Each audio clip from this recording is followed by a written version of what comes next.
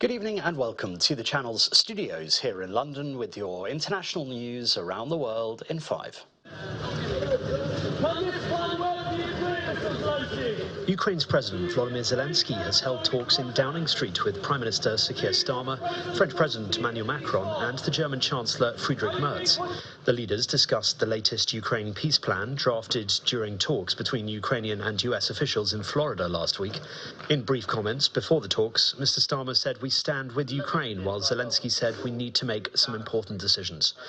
Donald Trump has claimed Zelensky's negotiators love the latest plan. I think that is very important now to organize such to meet and discuss very sensitive issues regarding to peace talks, what we had in the United States and between us, and our team came back, and I think that they will brief us after talks with the American team and after talks of America with Russia. So I think there are a lot of what we have to discuss, to speak about certain things which are very important for today. I think unity between Europe and Ukraine. Residents on both sides of Thailand's and Cambodia's border have evacuated in droves as fresh clashes erupted, killing at least 5 people. Both sides have each accused the other of starting the violence, which is the most serious confrontation between the two countries since they agreed to a ceasefire in July. Thailand's Prime Minister says his country never wanted violence, but will use necessary means to preserve its sovereignty, while Cambodia's former leader, Hun Sen, accused Thai invaders of provoking retaliation. Since May, escalating tensions between the neighbours have led to more than 40 deaths, as well as import bans and travel restrictions. Israel's Prime Minister Benjamin Netanyahu has said a second phase of the US-brokered plan to end the war in Gaza is close, but that key issues still need to be resolved. Under the second phase of President Donald Trump's plan, Israel should withdraw its troops further from Gaza as a transitional authority is set up and an international security force is deployed.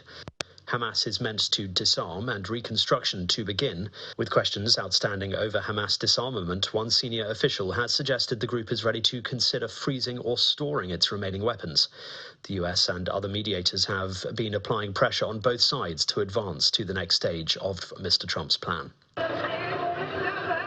Syrians are holding events and celebrations to mark the first anniversary since Bashar al-Assad was toppled from power after a lightning rebel offensive. A military parade has taken place around the main square in Damascus, and Syria's new leader, Ahmed al-Sharaa, has given a speech in the capital.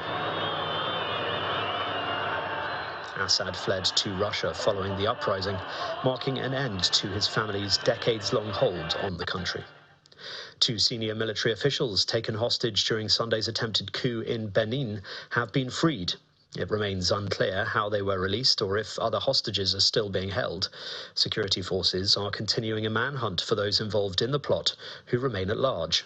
A group of soldiers appeared on state television early in the morning to announce they had taken over in the West African country, and gunfire was heard near the presidential palace.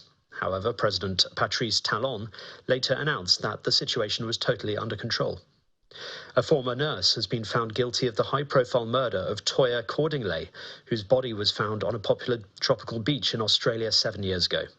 Toya Cordingley was stabbed at least 26 times while out on a Sunday afternoon walk with her dog in October 2018. The 24-year-old's body was discovered by her father, half buried in sand dunes on Wengeti Beach between the popular tourist hotspots of Cairns and Port Douglas. And 2 armed men have stolen 8 engravings by the French artist Matisse, and at least another 5 by the Brazilian painter Candido Portinari from a library in Sao Paulo. Brazilian officials say the thieves held up a security guard and an elderly couple who were visiting the library before making up with the artworks on foot.